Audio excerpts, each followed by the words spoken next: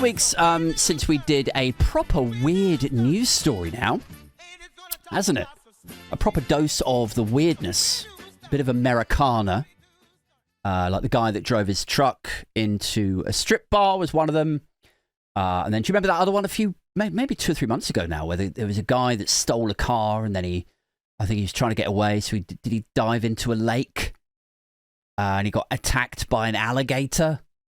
And he got out the other side and ran straight into a cop car and he charged at the cops or something. Anyway, he ended up shot dead in Florida. It was like a very action-packed final 20 minutes of his life. You know, we love a good uplifting, funny, weird news story on this channel. Although, I concede that right now with this introduction, I am doing nothing to put to bed or mute the idea that those of us on the left celebrate death. Am I? I'm just not helping. Not helping at all. But I'm not saying that it's good that he died. That guy, I wish that hadn't happened. I wish he was still alive. I do. I'm just saying that it happened. It did happen. So let's talk about it. Otherwise it'd be censorship, wouldn't it? Sort of. Anyway, better to get these things out in the open, I think. So here we go. Tonight's story. Robbery suspect caught after walking behind news crew doing the segment about him. Oh, man. I'm so here for the self-referential weirdness, there is something so endlessly funny about that type of story. I always wheel out this example when I'm talking about, give me an example of a self-referential thing, like the basketball fan who had a poster made, like an A1 poster of his own face looking unimpressed.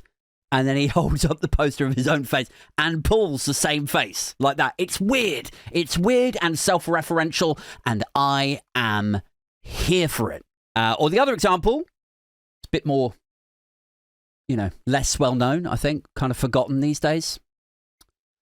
But a few years ago, there was a kid. Well, was he a kid? I don't know. Maybe he was in his early 20s. And he pranked, I want to say Vibe magazine. But maybe it was Vogue or something. Honestly, I can't remember now. It's at least 15 years ago this happened. But he pranked Vibe or Vogue magazine by sending in modeling pictures of himself, and somehow the envelope or the card or the account number that was registered to or something, somehow it got greenlit. And he had himself, his own amateur or sort of amateur pictures printed in the actual magazine as though he was a fucking Calvin Klein model. It's so weird and pranky and self-referential. And as I say, I'm a paid up card carrying member or fan of this type of humor and news.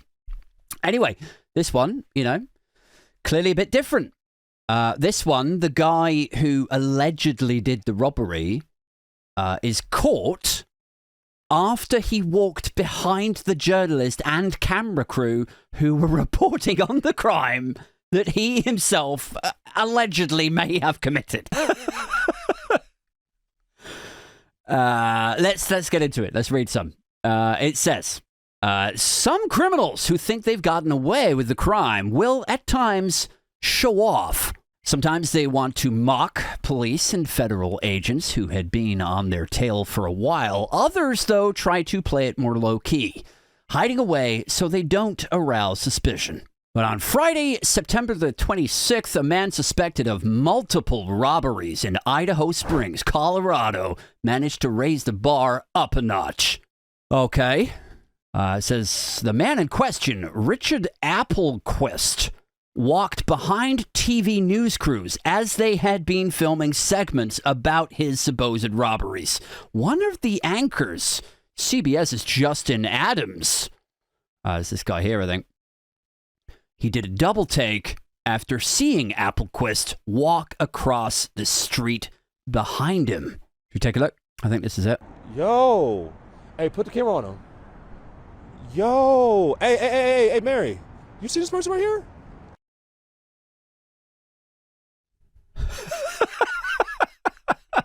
Yo, hey, put the camera on him. He just looks so like nonchalant, just like, you know, wandering on, looking at his phone, taking a little glance over at the TV crew. It says, Applequist didn't seem too bothered. Television cameras were pointed in his direction. I mean, he really doesn't. He seems, you know, pretty laissez-faire for a guy that's just robbed a fucking load of people. He didn't seem too bothered. However, the CBS crew and another quickly dialed 911 to alert police to Applequist's presence in the area. Within 10 minutes, he had been arrested by authorities and taken into custody for questioning. He was already a suspect. They kind of, like, knew who he was. They suspected him of this crime, of these crimes. The journalist talks about him on the thing, and he walks by, gets caught on the thing, you know, probably gets arrested. Yo, hey, put the camera on him. Yo, hey, Mary. I mean, that is one of those things where you could go from being, like, really cool to really stupid in, like, record time, isn't it? You know, like, if you robbed I don't know, did he rob the petrol station? Or did he just, like, rob people or cars or something? But let's say, just for argument's sake, let's say he's robbed the petrol station, held it up, guns, walks away with all the money, and then you're on TV, right? While they were reporting on it, you're in the background, and you could tell your friends later, couldn't you? Like at the hang at your friend's place, where like it would be fucking hilarious. You'd be the man. You know, you're all kicking back with beers and weed. You'd be crying with laughter about you on the news, just hanging out, just in the background while they report on you on the thing you just did.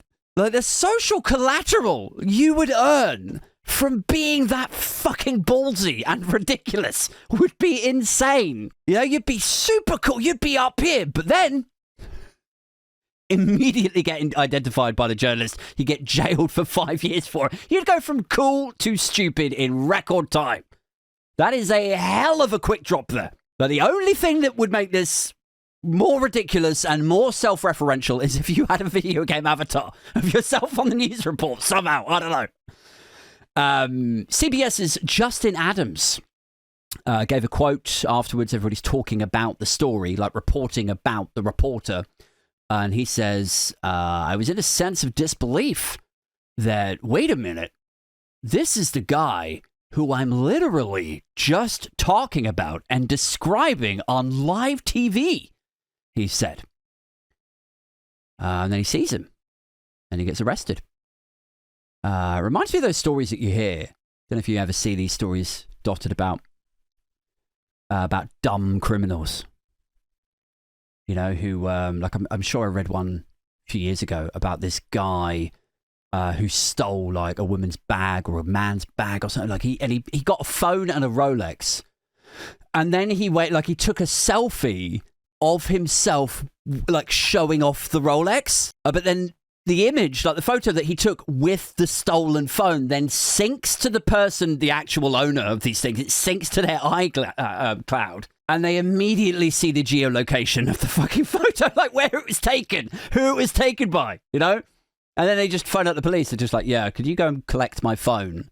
It was stolen the other day. Can you just go and collect it? I've got the exact location right here. Can you just go and get it and deliver it back to me like fucking Uber Eats? Like, well, that was inconvenient for 7.5 hours, but yeah, thanks. Thanks for my phone back. But how's this for weird, right? Just as an extension of this story. I took this guy's name, Richard Applequist, right? This suspect, the alleged robber. Because I thought, you know, maybe there's something else interesting about him that we could talk about on the podcast. Like maybe he has a TikTok channel where he rants and raves and rails about asylum seekers or, you know, invaders or the southern border or something, you know, maybe there's some sort of link there, make it funny. You know, maybe he's into hip hop. Maybe you could like check out some of his old like rap songs. You know, make it more interesting than just, oh, here's a weird news story. You know, so I took his name and I Googled it and I put it into a few social platforms. And unfortunately, nothing. There's no TikTok channel of him shouting at his phone with a big fake neon sign above his head, shouting about Agenda 30. There's none of that, unfortunately. With their Agenda 30. Because quite often, as is frequently the case, when there's pending legal stuff going on, the socials get wiped. They get hidden. We talked about that a few weeks ago. Somebody was talking about conspiracy theory. Oh, there's no trace of him whatsoever. It's like, yeah, because that's what the police and the authorities do. They hide that stuff so they don't jeopardize the trial. But I did find this tweet from 5 years ago. Check this out. Just a seemingly random tweet where this woman's saying, I used to get a hey text every day from this boy named Richard Applequist. It became such a staple of my day that my BFF and I would bet on what time the daily hey would swoop in, and whoever got closest would win for the day. And it might not be the same guy, but, you know, Applequist is quite a unique name, isn't it? So Richard Applequist.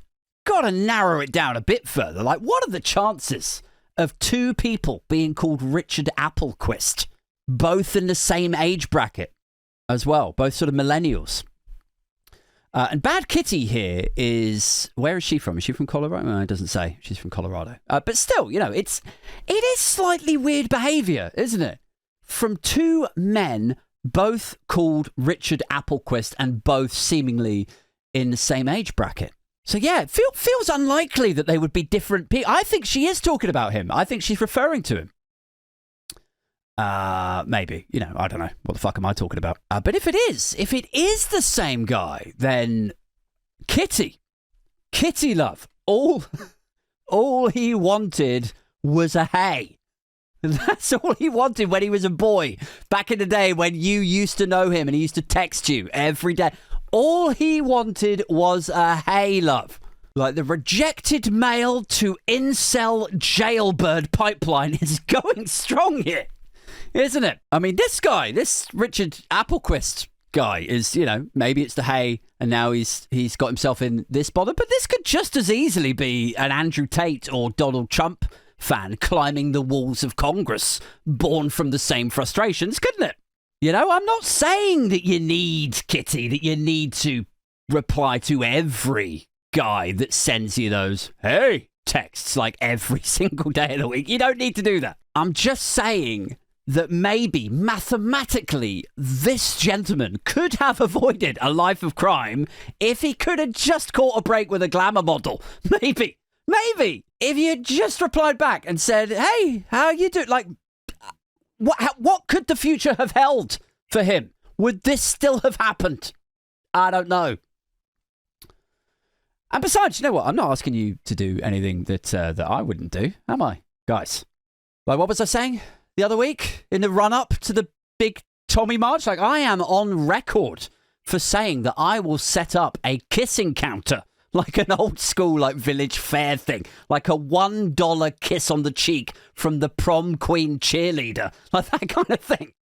Except it would be me at the side of the Tommy March, giving hand jobs to the angry fucking incel racists, like just to calm them down. Like that is all they need. I promise you, it's all that they need. They're all so pent up and angry and horny and jacked on testosterone. Like I can't remember when I said that, but I did say it. I definitely said it. You know? I just lure a few of them off to the bushes on the side and just, you know, dish out a few hand jobs just doing the slalom. Do the slalom for Blighty Aid.